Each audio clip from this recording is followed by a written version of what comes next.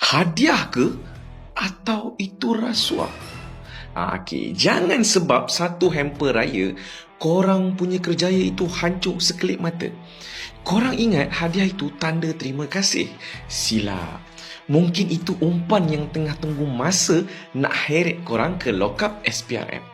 Jadi dalam kerja, garis antara hadiah dan rasuah tu dia sangat nipis.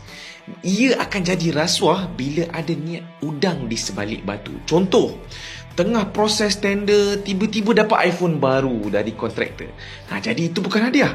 Itu boleh jadi suapan. Tips paling selamat, kena semak no gift policy syarikat. Kalau ragu-ragu, wajib declare pada pengurusan, integriti korang tak boleh dibeli dengan hamper. Jadi, lebih baik tolak sekarang daripada korang mana kemudian.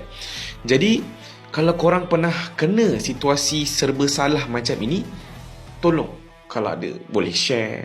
Dan jangan lupa, kalau video ni berguna, share kepada kawan-kawan korang.